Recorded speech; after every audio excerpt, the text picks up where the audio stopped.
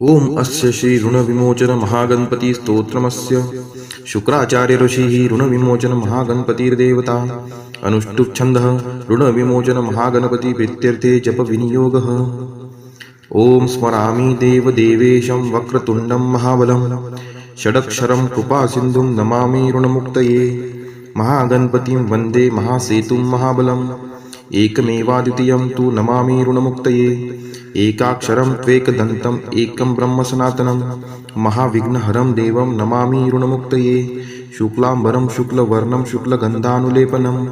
सर्वशुक्लमयं देवं नमामि ऋणमुक्तये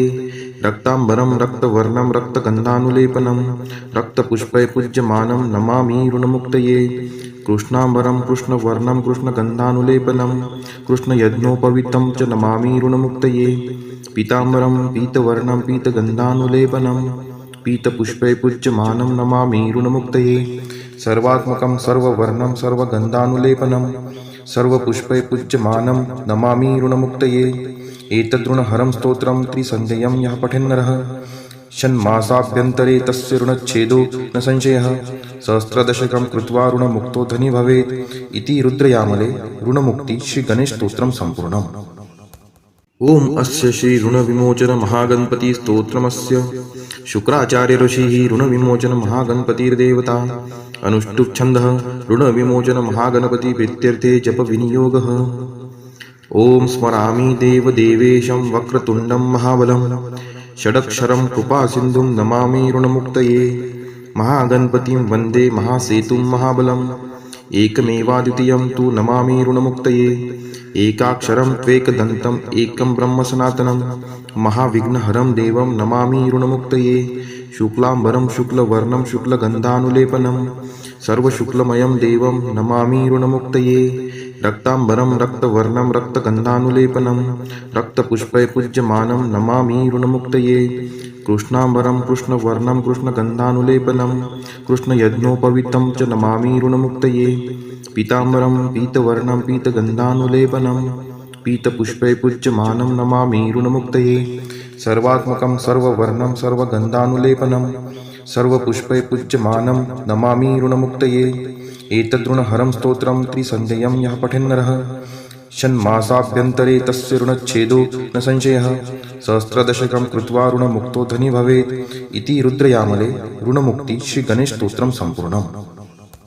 ओम अस्य श्री ऋणविमोचन महागणपति स्तोत्रमस्य शुक्राचार्य ऋषिः ऋणविमोचन महागणपतिर्देवता अनुष्टुप् छन्दः ऋणविमोचन महागणपति प्रीत्यर्थे जप विनियोगः। ओम स्मरामि देवदेवेशं वक्रतुण्डं महाबलं षडक्षरं कृपासिन्धुं नमामि ऋणमुक्तये महागणपतिं वन्दे महासेतुं महाबलम् एकमेवाद्वितीयं तु नमामि ऋणमुक्तये एकाक्षरं त्वेकदन्तम् एकं ब्रह्म सनातनं महाविघ्नहरं देवं नमामि ऋणमुक्तये शुक्लाम्बरं शुक्लवर्णं शुक्लगन्धानुलेपनं सर्वशुक्लमयं देवं नमामि ऋणमुक्तये रक्ताम्बरं रक्तवर्णं रक्तगन्धानुलेपनं रक्तपुष्पै पूज्यमानं नमामि ऋणमुक्तये कृष्णाम्बरं कृष्णवर्णं कृष्णगन्धानुलेपनं कृष्णयज्ञोपवीतं च नमामि ऋणमुक्तये पीताम्बरं पीतवर्णं पीतगन्धानुलेपनं पीतपुष्पै पूज्यमानं नमामि ऋणमुक्तये सर्वात्मकं सर्ववर्णं सर्वगन्धानुलेपनं सर्वपुष्पै पूज्यमानं नमामि ऋणमुक्तये एतद्ऋणहरं स्तोत्रं त्रिसन्ध्यं यः पठेन्नरः षण्मासाभ्यन्तरे तस्य ऋणच्छेदो न संशयः सहस्रदशकं कृत्वा ऋणमुक्तो धनी भवेत् इति रुद्रयामले ऋणमुक्ति श्रीगणेशस्तोत्रं सम्पूर्णम्। ओम अस्य श्री ऋणविमोचन महागणपति स्तोत्रमस्य शुक्राचार्य ऋषिः ऋणविमोचन महागणपतिर्देवता अनुष्टुप् छन्दः ऋणविमोचन महागणपति प्रीत्यर्थे जप विनियोगः। ओम स्मरामि देवदेवेशं वक्रतुण्डं महाबलं षडक्षरं कृपासिन्धुं नमामि ऋणमुक्तये महागणपतिं वन्दे महासेतुं महाबलम् एकमेवाद्वितीयं तु नमामि ऋणमुक्तये एकाक्षरं त्वेकदन्तम् एकं ब्रह्म सनातनं महाविघ्नहरं देवं नमामि ऋणमुक्तये शुक्लाम्बरं शुक्लवर्णं शुक्लगन्धानुलेपनं सर्वशुक्लमयं देवं नमामि ऋणमुक्तये रक्तांबरं रक्तवर्णं रक्तगन्धानुलेपनं रक्तपुष्पै पूज्यमानं नमामि ऋणमुक्तये कृष्णांबरं कृष्णवर्णं कृष्णगन्धानुलेपनं कृष्णयज्ञोपवीतं च नमामि ऋणमुक्तये पीतांबरं पीतवर्णं पीतगन्धानुलेपनं पीतपुष्पै पूज्यमानं नमामि ऋणमुक्तये सर्वात्मकं सर्ववर्णं सर्वगन्धानुलेपनं सर्वपुष्पै पूज्यमानं नमामि ऋणमुक्तये एतद्ऋणहरं स्तोत्रं त्रिसन्ध्यं यः पठेन्नरः षण्मासाभ्यन्तरे तस्य ऋणच्छेदो न संशयः सहस्रदशकं कृत्वा ऋणमुक्तो धनी भवेत् इति रुद्रयामले ऋणमुक्ति श्रीगणेशस्तोत्रं सम्पूर्णम्। ओम अस्य श्री ऋणविमोचन महागणपति स्तोत्रमस्य शुक्राचार्य ऋषिः ऋणविमोचन महागणपतिर्देवता अनुष्टुप् छन्दः ऋणविमोचन महागणपति प्रीत्यर्थे जप विनियोगः। ओम स्मरामि देवदेवेशं वक्रतुण्डं महाबलं षडक्षरं कृपासिन्धुं नमामि ऋणमुक्तये महागणपतिं वन्दे महासेतुं महाबलम् एकमेवाद्वितीयं तु नमामि ऋणमुक्तये एकाक्षरं त्वेकदन्तम् एकं ब्रह्म सनातनं महाविघ्नहरं देवं नमामि ऋणमुक्तये शुक्लांबरं शुक्लवर्णं शुक्लगन्धानुलेपनं सर्वशुक्लमयं देवं नमामि ऋणमुक्तये रक्तांबरं रक्तवर्णं रक्तगन्धानुलेपनं रक्तपुष्पै पूज्यमानं नमामि ऋणमुक्तये कृष्णांबरं कृष्णवर्णं कृष्णगन्धानुलेपनं कृष्णयज्ञोपवीतं च नमामि ऋणमुक्तये पीतांबरं पीतवर्णं पीतगन्धानुलेपनं पीतपुष्पै पूज्यमानं नमामि ऋणमुक्तये सर्वात्मकं सर्ववर्णं सर्वगन्धानुलेपनं सर्वपुष्पै पूज्यमानं नमामि ऋणमुक्तये एतद्ऋणहरं स्तोत्रं त्रिसन्ध्यं यः पठेन्नरः षण्मासाभ्यन्तरे तस्य ऋणच्छेदो न संशयः सहस्रदशकं कृत्वा ऋणमुक्तो धनी भवेत् इति रुद्रयामले ऋणमुक्ति श्रीगणेशस्तोत्रं सम्पूर्णम्। ओम अस्य श्री ऋणविमोचन महागणपति स्तोत्रमस्य शुक्राचार्य ऋषिः ऋणविमोचन महागणपतिर्देवता अनुष्टुप् छन्दः ऋणविमोचन महागणपति प्रीत्यर्थे जप विनियोगः। ओम स्मरामि देवदेवेशं वक्रतुण्डं महाबलं षडक्षरं कृपासिन्धुं नमामि ऋणमुक्तये महागणपतिं वन्दे महासेतुं महाबलम् एकमेवाद्वितीयं तु नमामि ऋणमुक्तये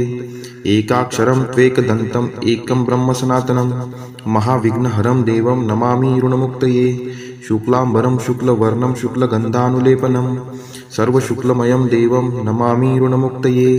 रक्तांबरं रक्तवर्णं रक्तगन्धानुलेपनं रक्तपुष्पै पूज्यमानं नमामि ऋणमुक्तये कृष्णांबरं कृष्णवर्णं कृष्णगन्धानुलेपनं कृष्णयज्ञोपवीतं च नमामि ऋणमुक्तये पीतांबरं पीतवर्णं पीतगन्धानुलेपनं पीतपुष्पै पूज्यमानं नमामि ऋणमुक्तये सर्वात्मकं सर्ववर्णं सर्वगन्धानुलेपनं सर्वपुष्पै पूज्यमानं नमामि ऋणमुक्तये एतद्ऋणहरं स्तोत्रं त्रिसन्ध्यं यः पठेन्नरः षण्मासाभ्यन्तरे तस्य ऋणच्छेदो न संशयः सहस्रदशकं कृत्वा ऋणमुक्तो धनी भवेत् इति रुद्रयामले ऋणमुक्ति श्रीगणेशस्तोत्रं सम्पूर्णम्। ओम अस्य श्री ऋणविमोचन महागणपति स्तोत्रमस्य शुक्राचार्य ऋषिः ऋणविमोचन महागणपतिर्देवता अनुष्टुप् छन्दः ऋणविमोचन महागणपति प्रीत्यर्थे जप विनियोगः। ओम स्मरामि देवदेवेशं वक्रतुण्डं महाबलं षडक्षरं कृपासिन्धुं नमामि ऋणमुक्तये महागणपतिं वन्दे महासेतुं महाबलम् एकमेवाद्वितीयं तु नमामि ऋणमुक्तये एकाक्षरं त्वेकदन्तम् एकं ब्रह्म सनातनं महाविघ्नहरं देवं नमामि ऋणमुक्तये शुक्लांबरं शुक्लवर्णं शुक्लगन्धानुलेपनं सर्वशुक्लमयं देवं नमामि ऋणमुक्तये रक्तांबरं रक्तवर्णं रक्तगन्धानुलेपनं रक्तपुष्पै पूज्यमानं नमामि ऋणमुक्तये कृष्णांबरं कृष्णवर्णं कृष्णगन्धानुलेपनं कृष्णयज्ञोपवीतं च नमामि ऋणमुक्तये पीतांबरं पीतवर्णं पीतगन्धानुलेपनं पीतपुष्पै पूज्यमानं नमामि ऋणमुक्तये सर्वात्मकं सर्ववर्णं सर्वगन्धानुलेपनं सर्वपुष्पै पूज्यमानं नमामि ऋणमुक्तये एतद्ऋणहरं स्तोत्रं त्रिसन्ध्यं यः पठेन्नरः षण्मासाभ्यन्तरे तस्य ऋणच्छेदो न संशयः सहस्रदशकं कृत्वा ऋणमुक्तो धनी भवेत् इति रुद्रयामले ऋणमुक्ति श्रीगणेशस्तोत्रं सम्पूर्णम्। ओम अस्य श्री ऋणविमोचन महागणपति स्तोत्रमस्य शुक्राचार्य ऋषिः ऋणविमोचन महागणपतिर्देवता अनुष्टुप् छन्दः ऋणविमोचन महागणपति प्रीत्यर्थे जप विनियोगः। ओम स्मरामि देवदेवेशं वक्रतुण्डं महाबलं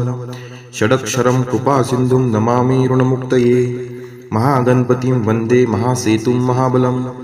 एकमेवाद्वितीयं तु नमामि ऋणमुक्तये एकाक्षरं त्वेकदन्तम् एकं ब्रह्म सनातनं महाविघ्नहरं देवं नमामि ऋणमुक्तये शुक्लाम्बरं शुक्लवर्णं शुक्लगन्धानुलेपनं सर्वशुक्लमयं देवं नमामि ऋणमुक्तये रक्ताम्बरं रक्तवर्णं रक्तगन्धानुलेपनं रक्तपुष्पैपूज्यमानं नमामि ऋणमुक्तये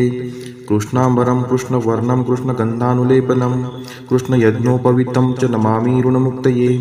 पीताम्बरं पीतवर्णं पीतगन्धानुलेपनं पीतपुष्पैपूज्यमानं नमामि ऋणमुक्तये सर्वात्मकं सर्ववर्णं सर्वगन्धानुलेपनं सर्वपुष्पैपूज्यमानं नमामि ऋणमुक्तये एतद्ऋणहरं स्तोत्रं त्रिसन्ध्यं यः पठेन्नरः षण्मासाभ्यन्तरे तस्य ऋणच्छेदो न संशयः सहस्रदशकं कृत्वा ऋणमुक्तो धनी भवेत् इति रुद्रयामले ऋणमुक्ति श्रीगणेशस्तोत्रं सम्पूर्णम्। ओम अस्य श्री ऋणविमोचन महागणपति स्तोत्रमस्य शुक्राचार्य ऋषिः ऋणविमोचन महागणपतिर्देवता अनुष्टुप् छन्दः ऋणविमोचन महागणपति प्रीत्यर्थे जप विनियोगः। ओम स्मरामि देवदेवेशं वक्रतुण्डं महाबलं षडक्षरं कृपासिन्धुं नमामि ऋणमुक्तये महागणपतिं वन्दे महासेतुं महाबलम् एकमेवाद्वितीयं तु नमामि ऋणमुक्तये एकाक्षरं त्वेकदन्तम् एकं ब्रह्म सनातनं महाविघ्नहरं देवं नमामि ऋणमुक्तये शुक्लाम्बरं शुक्लवर्णं शुक्लगन्धानुलेपनं सर्वशुक्लमयं देवं नमामि ऋणमुक्तये रक्ताम्बरं रक्तवर्णं रक्तगन्धानुलेपनं रक्तपुष्पैपूज्यमानं नमामि ऋणमुक्तये कृष्णाम्बरं कृष्णवर्णं कृष्णगन्धानुलेपनं कृष्णयज्ञोपवीतं च नमामि ऋणमुक्तये पीताम्बरं पीतवर्णं पीतगन्धानुलेपनं पीतपुष्पैपूज्यमानं नमामि ऋणमुक्तये सर्वात्मकं सर्ववर्णं सर्वगन्धानुलेपनं सर्वपुष्पैपूज्यमानं नमामि ऋणमुक्तये एतद्ऋणहरं स्तोत्रं त्रिसन्ध्यं यः पठेन्नरः षण्मासाभ्यन्तरे तस्य ऋणच्छेदो न संशयः सहस्रदशकं कृत्वा ऋणमुक्तो धनी भवेत् इति रुद्रयामले ऋणमुक्ति श्रीगणेशस्तोत्रं सम्पूर्णम्। ओम अस्य श्री ऋणविमोचन महागणपति स्तोत्रमस्य शुक्राचार्य ऋषिः ऋणविमोचन महागणपतिर्देवता अनुष्टुप् छन्दः ऋणविमोचन महागणपति प्रीत्यर्थे जप विनियोगः। ओम स्मरामि देवदेवेशं वक्रतुण्डं महाबलं षडक्षरं कृपासिन्धुं नमामि ऋणमुक्तये महागणपतिं वन्दे महासेतुं महाबलम् एकमेवाद्वितीयं तु नमामि ऋणमुक्तये एकाक्षरं त्वेकदन्तम् एकं ब्रह्म सनातनं महाविघ्नहरं देवं नमामि ऋणमुक्तये शुक्लाम्बरं शुक्लवर्णं शुक्लगन्धानुलेपनं सर्वशुक्लमयं देवं नमामि ऋणमुक्तये रक्ताम्बरं रक्तवर्णं रक्तगन्धानुलेपनं रक्तपुष्पैपूज्यमानं नमामि ऋणमुक्तये कृष्णाम्बरं कृष्णवर्णं कृष्णगन्धानुलेपनं कृष्णयज्ञोपवीतं च नमामि ऋणमुक्तये पीताम्बरं पीतवर्णं पीतगन्धानुलेपनं पीतपुष्पैपूज्यमानं नमामि ऋणमुक्तये सर्वात्मकं सर्ववर्णं सर्वगन्धानुलेपनं सर्वपुष्पैपूज्यमानं नमामि ऋणमुक्तये एतद्ऋणहरं स्तोत्रं त्रिसन्ध्यं यः पठेन्नरः षण्मासाभ्यन्तरे तस्य ऋणच्छेदो न संशयः सहस्रदशकं कृत्वा ऋणमुक्तो धनी भवेत् इति रुद्रयामले ऋणमुक्ति श्रीगणेशस्तोत्रं सम्पूर्णम्। ओम अस्य श्री ऋणविमोचन महागणपति स्तोत्रमस्य शुक्राचार्य ऋषिः ऋणविमोचन महागणपतिर्देवता अनुष्टुप् छन्दः ऋणविमोचन महागणपति प्रीत्यर्थे जप विनियोगः। ओम स्मरामि देवदेवेशं वक्रतुण्डं महाबलं षडक्षरं कृपासिन्धुं नमामि ऋणमुक्तये महागणपतिं वन्दे महासेतुं महाबलम् एकमेवाद्वितीयं तु नमामि ऋणमुक्तये एकाक्षरं त्वेकदन्तम् एकं ब्रह्म सनातनं महाविघ्नहरं देवं नमामि ऋणमुक्तये शुक्लाम्बरं शुक्लवर्णं शुक्लगन्धानुलेपनं सर्वशुक्लमयं देवं नमामि ऋणमुक्तये रक्ताम्बरं रक्तवर्णं रक्तगन्धानुलेपनं रक्तपुष्पैपूज्यमानं नमामि ऋणमुक्तये कृष्णाम्बरं कृष्णवर्णं कृष्णगन्धानुलेपनं कृष्णयज्ञोपवीतं च नमामि ऋणमुक्तये पीताम्बरं पीतवर्णं पीतगन्धानुलेपनं पीतपुष्पै पूज्यमानं नमामि ऋणमुक्तये सर्वात्मकं सर्ववर्णं सर्वगन्धानुलेपनं सर्वपुष्पै पूज्यमानं नमामि ऋणमुक्तये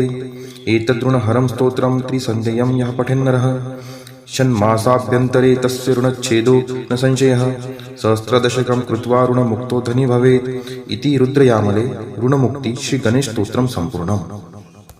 ओम अस्य श्री ऋणविमोचन महागणपति स्तोत्रमस्य शुक्राचार्य ऋषिः ऋणविमोचन महागणपतिर्देवता अनुष्टुप् छन्दः ऋणविमोचन महागणपति प्रीत्यर्थे जप विनियोगः।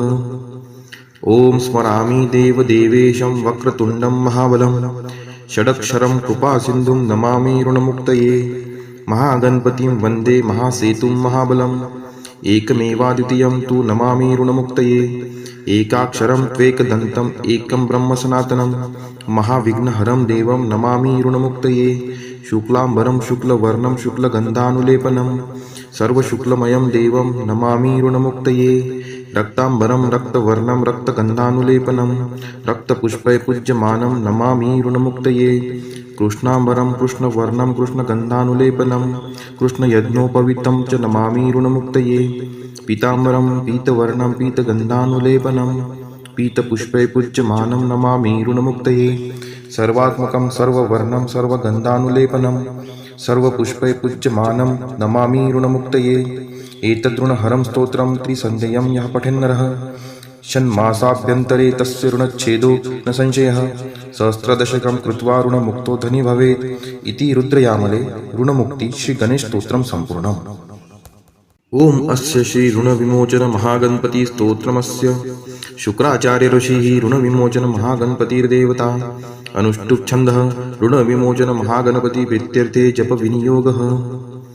ओम स्मरामि देवदेवेशं वक्रतुण्डं महाबलं षडक्षरं कृपासिन्धुं नमामि ऋणमुक्तये महागणपतिं वन्दे महासेतुं महाबलम् एकमेवाद्वितीयं तु नमामि ऋणमुक्तये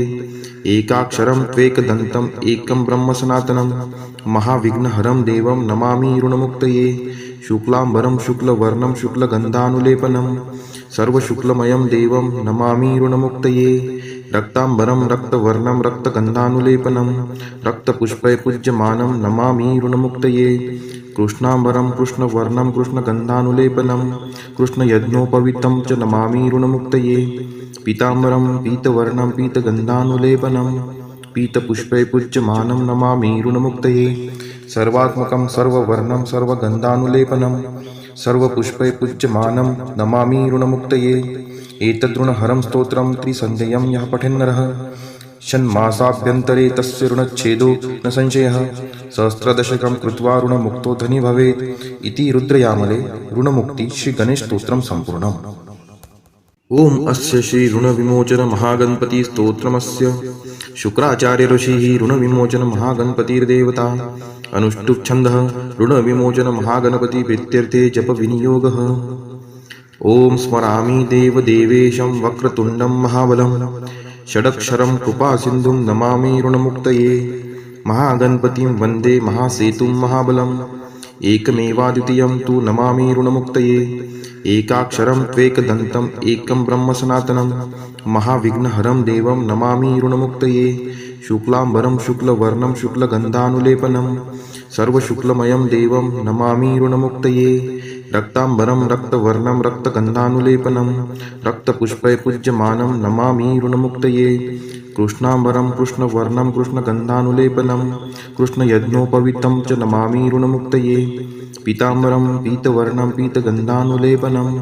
पीतपुष्पै पूज्यमानं नमामि ऋणमुक्तये सर्वात्मकं सर्ववर्णं सर्वगन्धानुलेपनं सर्वपुष्पै पूज्यमानं नमामि ऋणमुक्तये एतद्ऋणहरं स्तोत्रं त्रिसन्ध्यं यः पठेन्नरः षण्मासाभ्यन्तरे तस्य ऋणच्छेदो न संशयः सहस्रदशकं कृत्वा ऋणमुक्तो धनी भवेत् इति रुद्रयामले ऋणमुक्ति श्रीगणेशस्तोत्रं सम्पूर्णम्। ओम अस्य श्री ऋणविमोचन महागणपति स्तोत्रमस्य शुक्राचार्य ऋषिः ऋणविमोचन महागणपतिर्देवता अनुष्टुप् छन्दः ऋणविमोचन महागणपति प्रीत्यर्थे जप विनियोगः। ॐ स्मरामि देवदेवेशं वक्रतुण्डं महाबलं षडक्षरं कृपासिन्धुं नमामि ऋणमुक्तये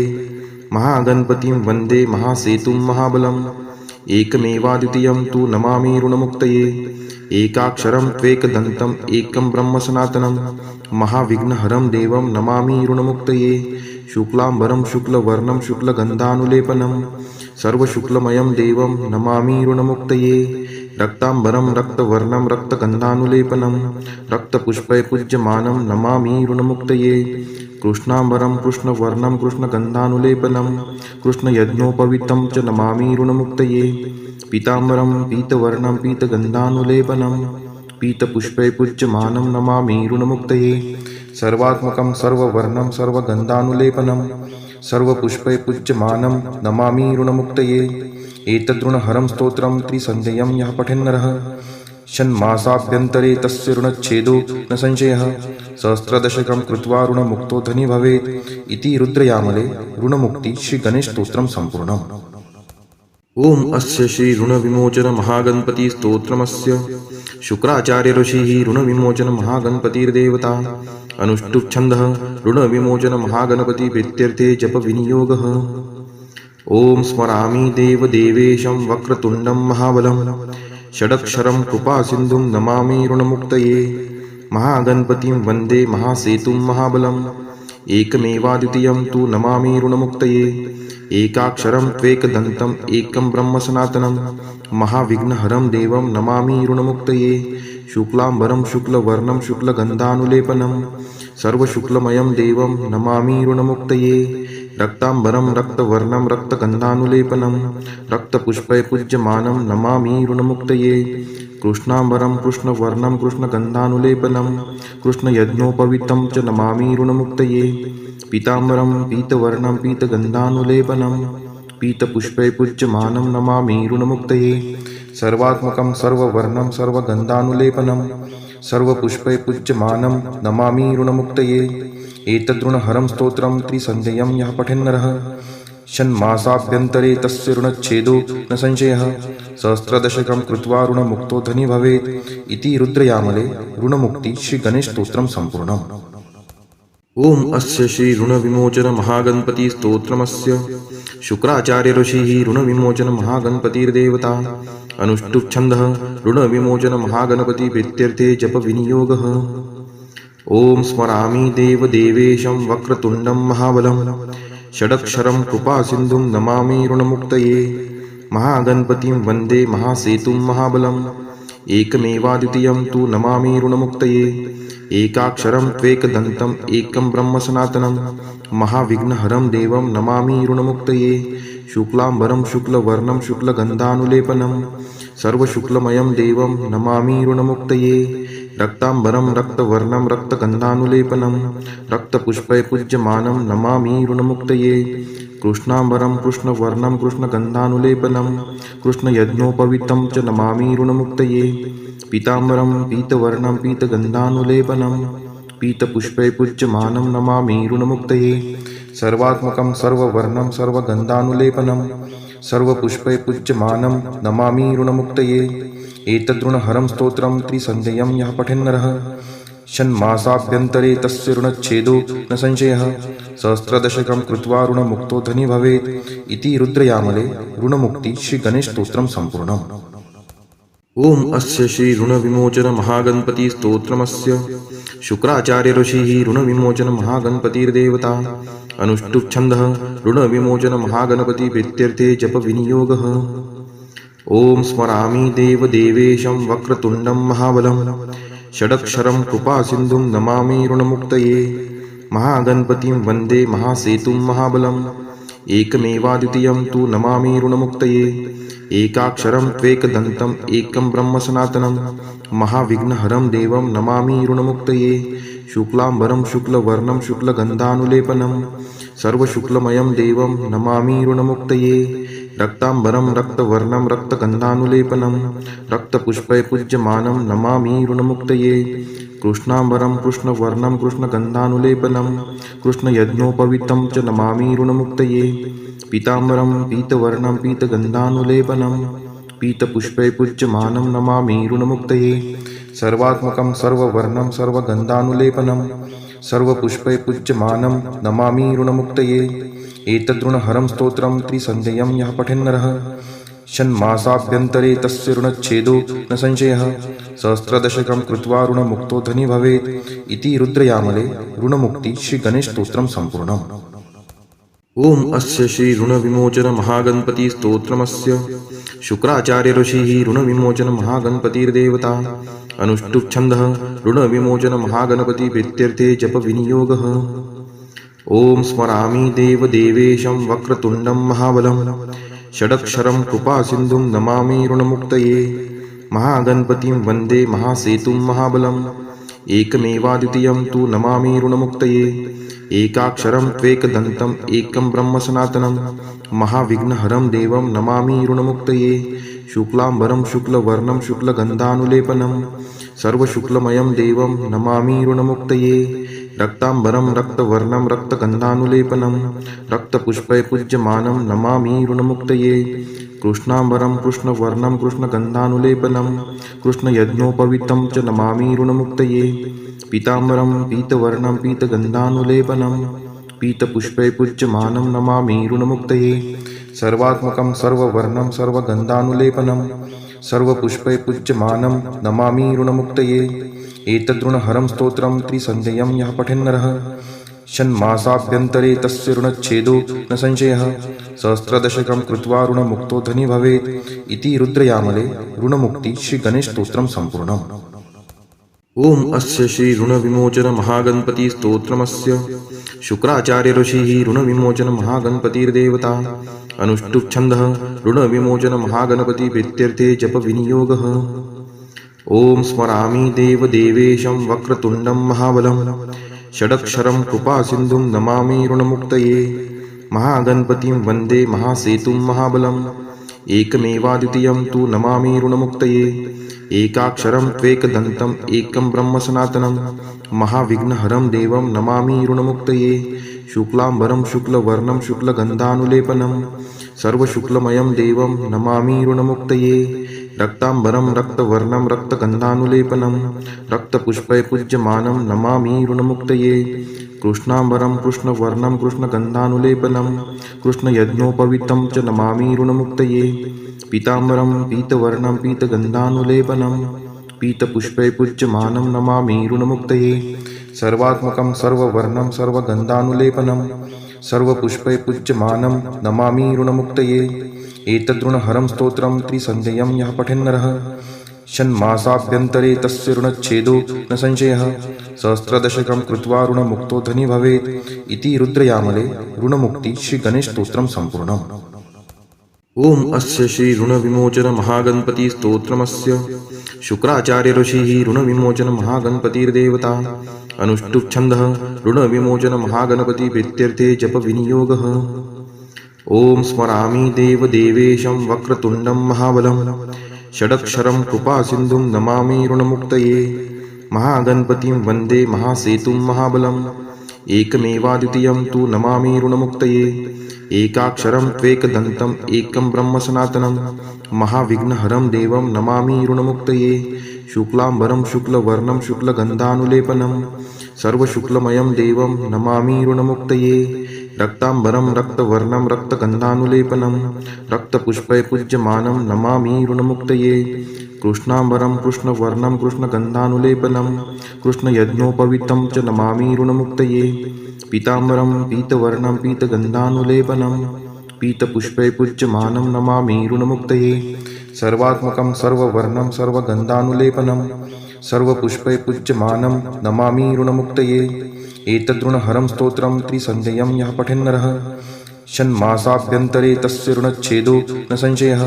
सहस्रदशकं कृत्वा ऋणमुक्तो धनी भवेत् इति रुद्रयामले ऋणमुक्ति श्रीगणेशस्तोत्रं सम्पूर्णम्।